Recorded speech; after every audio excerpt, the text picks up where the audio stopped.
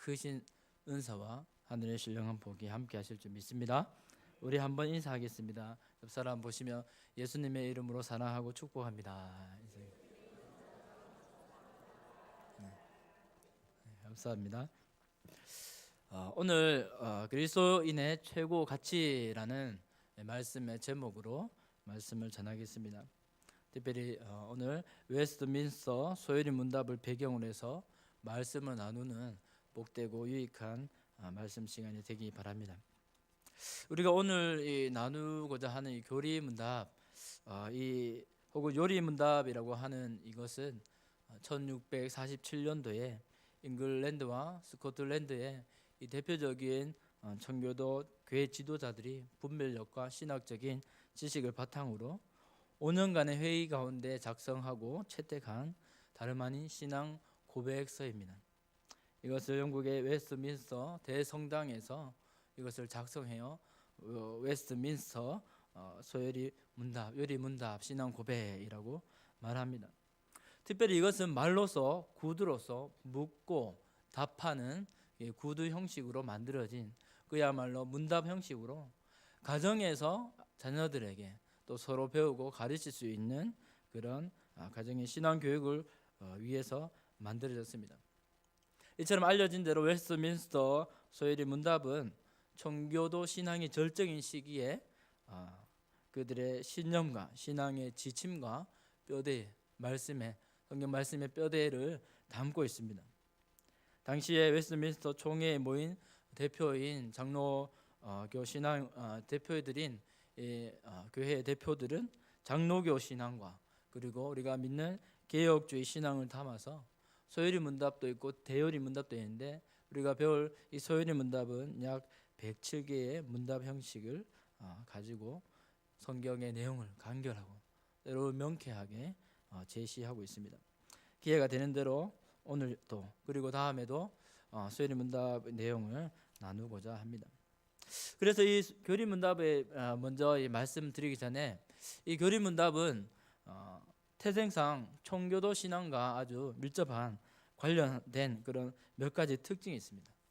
먼저는 이 청교도 신앙이 그때 발생된 그 당시의 모습처럼 이 교회가 핍박을 받고 새롭게 말씀에 입각한 그야말로 믿음으로 의를 얻는 그 청교도 신앙에 의거해서 태어나게 되었는데 당시에 그 영국 청교도들이 고난의 역사를 배경으로 영국 국교의 횡포에 항거하며 올바른 신앙 고백서를 채택한 것이 바로 이 요리문답 신앙 고백서입니다. 그래서 어찌 보면 이 고난 가운데 진리를 수호하고 새로운 개신교 시대를 연 청교도와 이 요리문답의 신앙 고백은 뗄래야 뗄 수가 없습니다. 그래서 그들은 어떻게 하면 하나님의 말씀, 진리의 말씀을 누구에게 차별 없게 하나님의 말씀을 공급하고 진리를 전해줄 수 있을까 고민하며 연구했던 것이 당시의 이 신앙 고백 채택문입니다. 그것이 오늘 청교도 신앙이 미국으로 건너가 그 미국 장로교를 이루었고 그 신앙이 선교사를 통해서 오늘날 우리에게 전해주고 있습니다. 우리가 때로는 잘 알지 못할 때도 있지만 그 내용이 오늘날까지 잘 정리돼서 우리에게 전해주고 있습니다.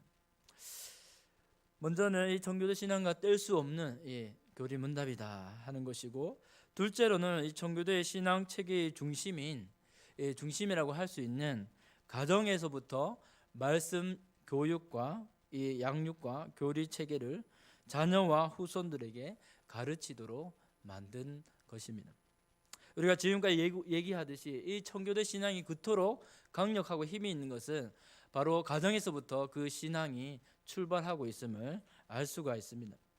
신앙의 계승이 청교도 신앙을 가정에서부터 신앙의 계승이 철저하게 이루어지는 것, 그 특징을 갖고 있는데 그것은 바로 우리가 본받아야 하고 신앙적 유산으로 받아야 할 내용임이 분명합니다.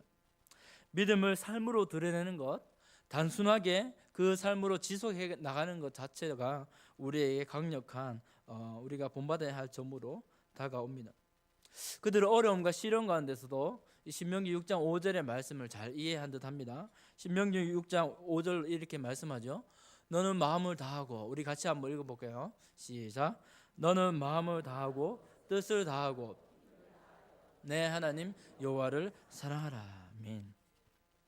이 말씀은 당시 모세가 이스라엘 백성을 대상으로 모압 광야에서 하나님을 어떻게 섬길 것인가, 가나안 땅에 들어가서 이 광야에서 배운 애굽 땅에서 구출내신 하나님을 어떻게 섬기실 것인가 라고 그 명제로 먼저 준 말씀입니다. 이들의 이 모세가 자손들에게, 이스라엘 자손이 전한 1차, 이 말씀의 1차 청중은 이스라엘의 장년 성도들이었습니다. 먼저 그들이 하나님을 사랑하고 하나님을 따르고 청종하는 그 모습이야말로 자녀들에게 전해주어야 할 교과서의 모습이게 된 것입니다. 그들이 먼저 하나님을 사랑하며 섬길 때 자녀들에게 그 모습이 저절로 전수됨을 보여주고 있습니다. 이처럼 청교도 신앙은 가정에서 믿음과 신앙을 철저하게 교육하는 것을 특징으로 합니다. 적어도 그들은 성경적인 사상 위에 기초를 두고 교리의 견고함과 또 도덕적인 삶을 자연스럽게 이루어 나간 것을 볼 수 있습니다. 세 번째, 이 신앙 고백서의 특징은 이 교리를 통해서 우리가 고백해야 할 믿음의 대상, 그리고 우리가 믿고 나아가야 할 이 신념을 올바르게 가르쳐 주는 것입니다. 이것의 유익이 무엇인가 하면, 이것을 바탕으로 이 문답의 내용, 하나님의 핵심에 진린 이 교리를 우리가 잘 이해하게 되면 바로 우리로 하여금 이단 사상에 빠지지 않게 도와주는 겁니다. 삼위일체 같은 교회, 초대 교회 당시 이 내용을 가지고 이단이 공격할 때 삼위일체 사상을 잘 정립해서 우리에게 오늘날까지 도움을 주고 있는 것과 같습니다. 혹 지금까지 제가 소개한 이 교리 문답, 소요리 문답에 대한 내용이 짧은 소개가 좀 어려울 수도 있습니다. 무엇보다 강조하는 것은 바로 우리와 우리 자녀들에게 들려줄 만한 하나님의 체계적인 이 교리 문답이 우리에게 있다라는 사실을 말씀드리고자 합니다. 그 내용을 이 말씀 시간에 함께 나누면 큰 영적 유익이 될 줄 믿습니다. 우리가 잘 아는 토인비라는 역사학자가 있지요. 이 토인비의 일화가 이런 얘기가 있습니다. 한 강연에서 이렇게 얘기를 했습니다. 사람들이 나보고 언제부터 역사학자가 되었느냐고 묻습니다.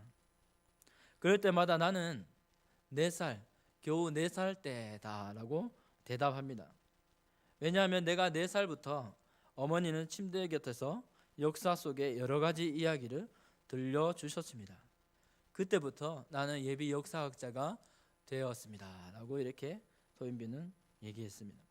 아주 짧은 예화지만 어떠한 환경에서 또 어떤 교육을 받는가 하는 것은 한 사람의 그 미래, 또 한 사람의 인생에 너무도 중요한 요소가 됨을 잘 나타내주고 있는 이야기입니다.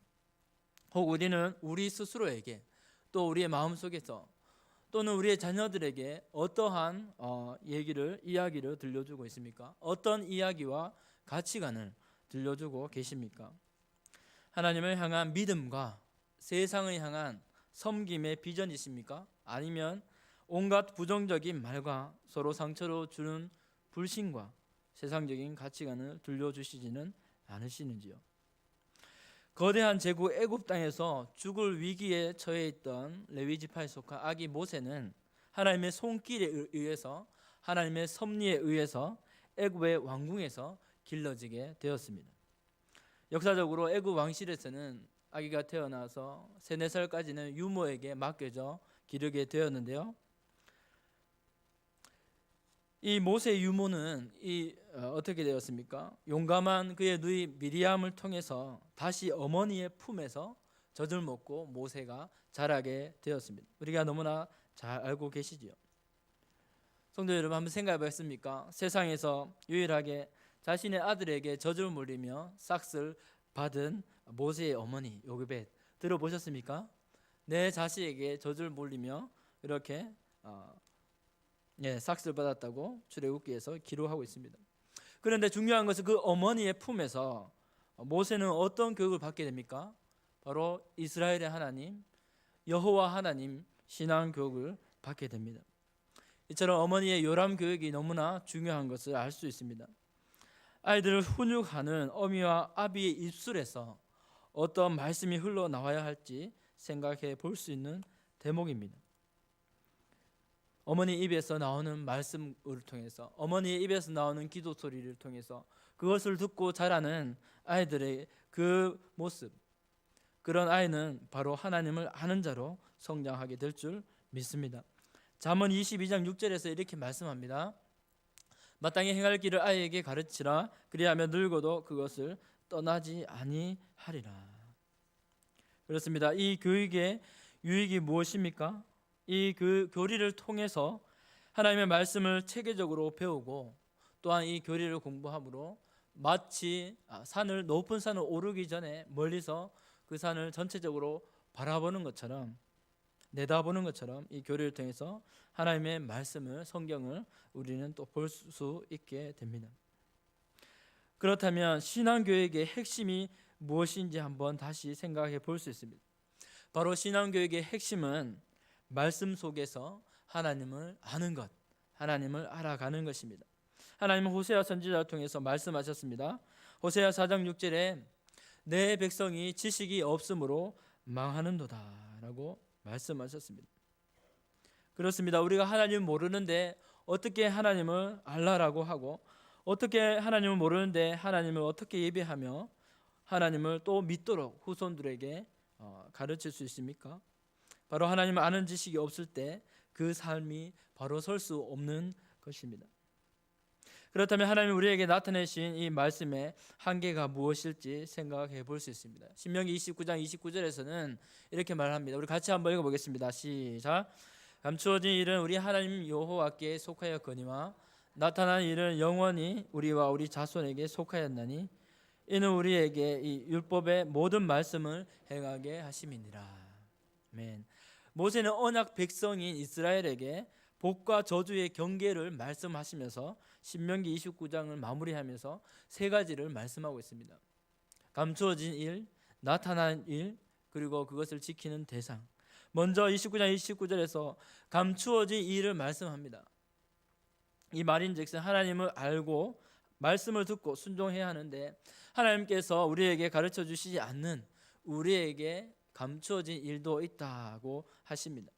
우리가 눈을 크게 뜨고 때로는 귀를 크게 열고 듣고 알려고 할지라도 이미 모세도 고백했듯이 감추어진 일이 있다고 분명히 말씀합니다. 다시 말하면 하나님으로서 사람에게 계시하지 않는, 하나님께 속한 일이 있습니다. 우리가 알 필요가 없거나 오로지 하나님만이 주권적으로 알고 계시는 신적인 계획이나 감추어진 계획이 있다고 하는 것입니다. 성령으로 아니하고는 여호와께 속한 비밀한 하나님께 감춘 일이 있습니다. 다음으로는 나타난 일입니다. 하나님의 계시, 영어로 레벨레이션이라고 말씀합니다. 이 계시는 다름 아닌 우리로 하여금 하나님 자신과 하나님의 성품과 하나님과 뜻과 목적을 우리에게 친히 보여주시는 것을 말씀합니다. 그래서 나타난 일은 하나님의 언약 백성이 지켜야 할 율법과 말씀이나 또 하나님께서 역사적으로 보여주신 그 백성을 구속하여 주신 그 구속의 역사를 의미한다고 할 수 있습니다. 일단 나타난 일을 곧 하나님의 말씀을 부지런히 연구하고 후손들에게 가르쳐야 합니다. 나타난 일은 영원히 우리와 우리 자손에게 속하였나니라고 본문의 29절에서 말씀하는데요. 무엇을 알고 가르쳐야 합니까? 바로 나타난 일, 죄의 노예와 같은 애굽에서 종살이하는 이스라엘 자손을 구원하신 하나님의 언약을 기억하고 감사하며 말씀대로 행하며 그 말씀대로 살아가야 함을 말씀합니다. 셋째로 이 말씀의 대상이 누구입니까? 말씀이 뭐라고 말합니까? 이는 우리에게 이 율법의 모든 말씀을 행하게 하심이니라 라고 말씀했죠. 바로 이방인이 아니라 믿는 자들, 하나님의 백성인 이스라엘 자손에게 말씀하시고 곧 오늘 우리에게, 믿는 우리에게 말씀하시는 줄 믿습니다.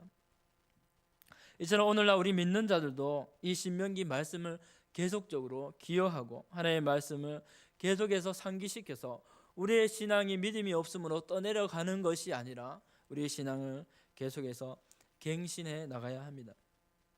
계속적으로 갱신하고 반복해서 말씀을 상기시키고 후손들에게 가르치고 전수해야 합니다. 하나님을 아는 지식이 만약 없다면 우리는 모든 것이 풍성해도 아무것도 아닌 것으로 여길 줄 알아야 하며, 또 하나님을 알지 못하면 밥을 먹어도 배부르지 못하고 좋은 것을 보아도 복된 것이 아니고 많은 것을 배워도 깨닫지 못한 것임을 아는 믿음의 귀한 성도님들 되시기 바랍니다. 하나님은 우리가 방향 없이 살기 원치 않으십니다. 생명의 근원 되신 하나님을 깨닫고 그분을 따라 창조의 목적대로 살아가는 것이 가장 복되고 값진 삶입니다. 오늘날의 안타까움과 회개해야 할 아주 중요한 부분이 무엇입니까? 그것은 바로 우리가 오늘날을 살아가면서 우리의 삶 속에서 하나님을 많이 놓치고 있다는 사실입니다. 우리의 삶 속에 하나님을 앞세우기보다 당장의 유익과 당장의 안정을 위해서 달려가는 우리의 발걸음을 볼 때가 많이 있습니다. 어렵고 힘들 때 하나님을 찾기보다 세상적인 방법을 통해 해결하려고 하고 가까운 사람을 찾아 문제를 해결합니다. 다시 말하면 내 방법, 내 생각은 많지만 정작 살아계신 하나님을 모르고 하나님의 일하신 그 계획과 방법도 관심이 없을 수 있습니다. 우리를 만드시고 우리의 삶에 주권적으로 역사하시는 주인이신 하나님에 대해서 알지 못하고 심지어는 알려고 하지 않는다고 하는 사실입니다. 호세아 시대의 이스라엘 백성처럼 하나님을 알지 못하는 백성, 삶과 신앙이 습관화되어 버린 백성이 되지 않도록 우리는 신앙이 메마르지 않도록 늘 깨어 경계해야 합니다. 우리의 삶 속에는 경험과 노하우와 기준이 다 있지요. 각자 자신이 믿고 행동하는 기준과 가치관과 생활 방식과 여러 가지 가치관이 있습니다. 세상 사람들도 어떤 사람은 자신의 이성이나 경험을, 또 어떤 사람들은 전문가의 그런 전문성과 권위를 의지하고 신뢰합니다. 하지만 이 신앙 고백서에서 말씀하고 있는 것은 우리가 믿어야 할 것은 바로 하나님의 말씀을 최고의 권위로 인정해야 한다고 하는 겁니다. 왜 하나님의 말씀이, 성경이 우리의 믿음과 행동의 최고 법칙이 되는지 우리 한 번 더 고민하고 한 번 더 묵상하며 받아들여야 합니다. 성경은 그렇다면 대체 무엇을 말씀하고 있습니까? 성경은 무엇보다 살아계신 창조주 하나님을 말씀하고 있습니다. 바로 인간이 하나님을 떠나서 아무것도 할 수 없는 존재임을 말씀을 통해서 말씀합니다. 우리의 삶의 문제가 때론 무엇일까요? 바로 가장 큰 문제는 하나님께서 우리와 함께 하시냐, 함께 하고 있느냐라고 하는 것입니다. 이것을 소요리 문답 1문에서는 이렇게 말씀합니다. 우리 같이 한번 읽어보겠습니다. 시작. 사람의 죄일 되는 목적이 무엇인가? 사람이 죄일 되는 목적이 무엇인가? 라고 묻습니다. 다시 말하면 만약 누군가 분명히 하나님의 지으신, 그 사람이 분명히 하나님께서 지으신 피조물이 맞다면 그의 마음속 깊은 곳에서 던지는 질문이 나의 목적이 진정 무엇인가? 나의 존재적 가치가 무엇인가? 라고 묻게 되는 것입니다. 소요리 문답 맨 처음 1문을 이렇게 가만히 보면 참 물음이 재미있습니다. 하나님이 누구신가? 하나님께서 무슨 일을 하셨는가? 등을 먼저 묻지 않고 사람에 대해서 먼저 물음을 던집니다. 사람이 누구인가? 어떤 존재인가? 사람됨의 목적이 무엇인가? 라고 묻고 있습니다. 이것을 다시 찬찬히 생각해 보면 이것은 사람을 높이려는 의도가 아니라 참으로 하나님께 초점을 맞추고 하나님께 0점 조준하는 기가 막힌 물음입니다. 우리는 그 답을 이미 알고 있습니다. 역사적으로도 인간의 존재에 대한 논의는 계속되어져 왔습니다. 수많은 철학자, 사상가들이 인간의 존재 목적 그리고 그 탄생의 기원 여러 가지를 고민하며 학문을 쌓아왔습니다. 그러나 우리가 배웠듯이 하나님이 없으면 인간의 목적을 깨닫지 못하고 인생의 답을 찾지 못하게 된다는 말입니다. 어떻게 살아갈 존재적 근원도 찾을 수 없습니다. 오늘날 사람들은 이것을 찾기 위해 자기 나름대로 기준을 갖고 살아갑니다. 기준을 삼기 위해 여러 가지 세상적인 부와 어떤 금전과 어떤 사랑과 행복과 자유와 때로는 선행과 희생과 정의와 가족, 이런 것들을 하나님보다 우선한 기준으로 삼고 그것을 위해서 노력하고 소중한 가치로 삼고 있습니다. 그러나 어떻습니까? 곧 한계에 부딪히고 맙니다. 그것을 달성한다고 해도, 그것을 위해 노력한다고 해도 여전히 목마르고 불만족스럽고 불안감만 더해가게 됩니다. 그래서 모든 것이 허무해집니다. 우리 요한복음에서 예수님 만나셨던 그 수가성의 여인을 잘 아시죠? 남편이 3명이나 4명이나 있던 그에게 진정한 삶의 물음을 해결하지 못한 아픔이 있었습니다. 예수님은 그에게 내가 곧 모든 것을 목마름을 해결할 생수다라고 예수님께서 찾아가 주셨습니다. 이 세상에 예수님 없이, 하나님 없이 무엇인가를 하면 할수록 허무감만 더해가고 허무감만 더욱더 늘어나게 되는 것입니다.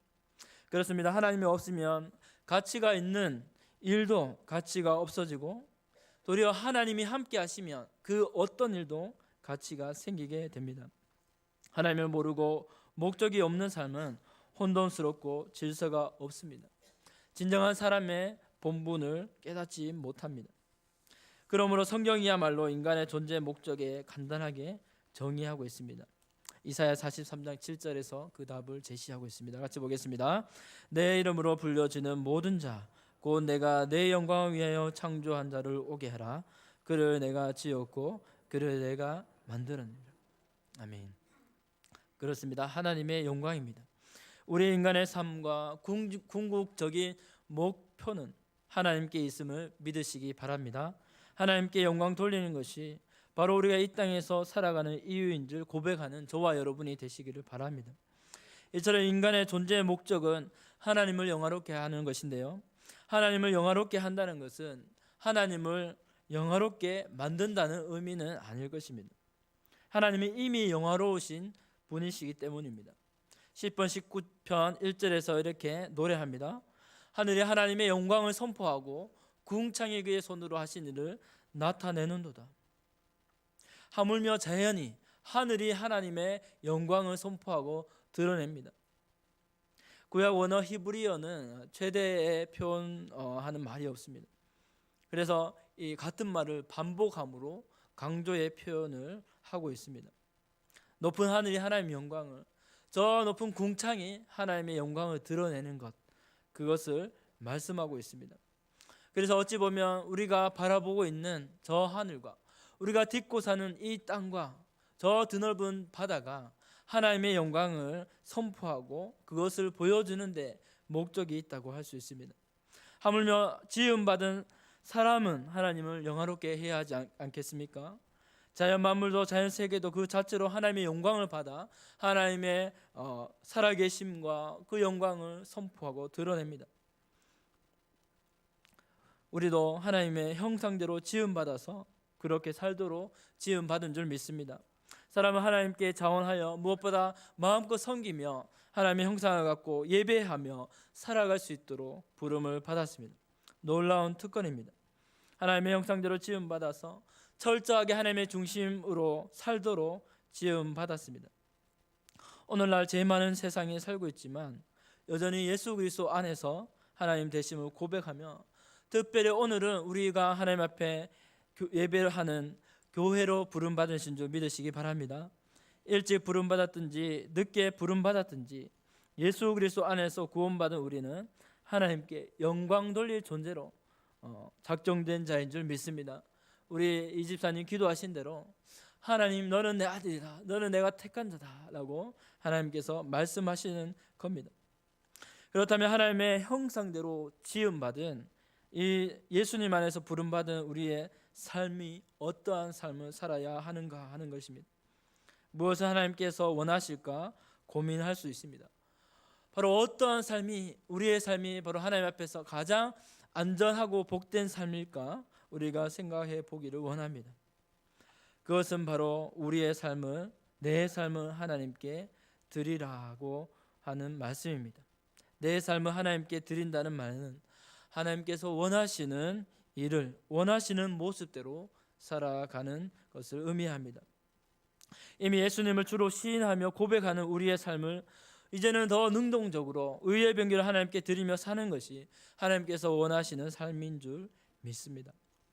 나를 만드신 하나님, 나의 주인이신 하나님, 나의 영이신 아버지께서 하나님께서 원하시는 삶, 그것을 사도 바울은 이렇게 고린도전서 10장 31절에서 표현하고 있습니다. 같이 한번 읽어보겠습니다. 그런즉 너희가 먹든지 마시든지 무엇을 하든지 다 하나님의 영광을 위하여 하라. 아멘. 그렇습니다. 하나님께서 진정 원하시는 것, 바로 우리가 살아야 할 길은 하나님의 영광을 위한 존재로 살아가는 것. 내 삶의 중심에 내가 중심이 아니라 오직 하나님만, 오직 예수님만, 오직 성령님만 존재하게 하시는 것임을 말합니다. 우리의 삶과 나의 삶은 진정 살아있게 하고 움직이는 원동력이 바로 이 하나님의 말씀임을 믿고 그 말씀을 기준하고 살아가는 것이 우리의 부르심인 줄 믿습니다. 하나님을 생각하고 기억하며 하나님의 말씀 가운데 믿음으로 사는 것, 우리의 진정한 부르심, 무엇이 사람의 주된 목적인가라고 하는 것에 대한 대답인 것입니다. 고린도전서에서도 사도 바울은 더 얘기합니다. 더 구체적으로 말씀하고 있습니다. 고린도전서 6장 19절 20절 말씀 우리 한 번 더 같이 볼까요? 너희 몸은 너희가 하나님께로부터 받은 바 너희 가운데 계신 성령의 전인 줄을 알지 못하느냐? 너희는 너희 자신의 것이 아니라 값으로 산 것이 되었으니 그런즉 너희 몸으로 하나님께 영광을 돌리라. 인도에서 한 선교사님이 말씀을 전했습니다. 구원이 어떤 것입니까? 구원은 참으로 하나님의 선물입니다. 그러나 이 구원의 하나님의 값진 선물이면 어떻게 표현해야 할까요? 이렇게 얘기하면서 설명하고 있는데 청중에서 한 명이 일어서서 이렇게 얘기합니다. 얼마 전에 나의 사랑하는 남자친구가 불의의 사고로 운명을 달리하게 됐는데 그 남자친구가 나에게 아름다운 목걸이, 진주 목걸이를 주었습니다. 그것은 내게 너무나 값진 것인데 그 목걸이가 그렇게 값지지 않다 할지라도 그 사람이 죽으면서 나에게 준 것, 바로 그 사람의 모든 마음을 다해 준 것, 나에겐 값비싼 선물이고 값비싼 목걸이입니다 라고 했습니다. 우리에게 이처럼 예수님의 모든 것을 그 독생자 아낌없이 우리에게 주신 하나님의 사랑은 이처럼 값싼 선물이 아니라 값비싼 그 은혜인 것을 우리는 고백해야 할 것입니다. 이제는 이 그리스도의 사명과 목적이 나의 삶과 나의 목적이 아니라 예수님의 피로 값주고 산 것이 되었으니, 값비싼 것이 되었으니 우리의 몸으로 하나님께 영광을 돌려야 할 줄 믿습니다. 하나님께 영광을 돌리는 삶을 살 때 하나님께서 우리 교회와 우리의 가정과 직장과 우리의 삶의 터전에서 우리가 가는 곳마다 하나님의 다스리심과 하나님의 주권과 영광을 드러내는 복된 삶으로 이루어 주실 줄 믿습니다. 오늘 말씀을 맺으면서 전도서 본문 말씀을 증거합니다. 13절 말씀이 뭐라고 말씀합니까? 우리가 같이 읽었습니다. 일의 결국을 다 들었으니 하나님을 경외하고 그의 명령들을 지킬지어다. 뭐라고요? 이것이 모든 사람의 본분이니라.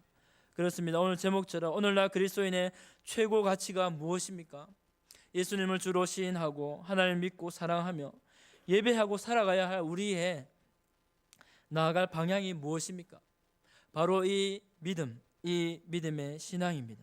우리의 삶의 가장 크고 귀한 최고 가치, 예수님으로 사는 믿음인 줄 믿습니다. 하나님을 두려워하고 겸손히 그의 길에 행하는 믿음의 실천, 우리를 창조하신 하나님을 기억하고 모든 삶의 초점을 하나님께 두며 영광 돌리는 믿음의 삶입니다. 때로는 우리의 어려운 삶 통해서 하나님께 드리지 못하고 하나님께 예배하지 못하고 하나님을 더 찾지 못할 때도 있습니다. 그러나 하나님 앞에 우리가 나아갈 때 있는 모습 그대로, 우리의 모습 그대로 영광을 받으시는 줄 잊지 않으시기 바랍니다. 오늘 우리가 함께 본 소요리 문답 1번, 또 다른 문답 고백서가 있는데요. 하이델베르그 이 문답은 제1문은 이렇게 말씀하고 묻고 있습니다. 당신의 유일한 위로, 인간의 주된 목적, 좀 다른 말로 이렇게 말씀하고 있습니다. 먼저 이렇게 묻습니다. 살아서나 죽어서나 당신의 유일한 위로는 무엇입니까? 이렇게 답하지요. 나는 나의 것도 아니요 몸도 영혼도 나의 신실한 구주 예수 그리스도의 것입니다 라고 믿음의 고백을 드리고 있습니다. 저와 여러분이 골고다 언덕 십자가 위에서 죄로 타락한 세상에 그것을 통해서 새로운 기준을 세우신 생명의 주님을 주인으로 모시고 살아야 하는 복된 삶인 줄 믿습니다. 이 은혜를 기억하고 이 하나님을 기억하고 이 한 주간도 감사하며 하나님께 영광 돌리며 승리하는 저와 여러분이 되시길 주님의 이름으로 축복합니다. 기도하겠습니다.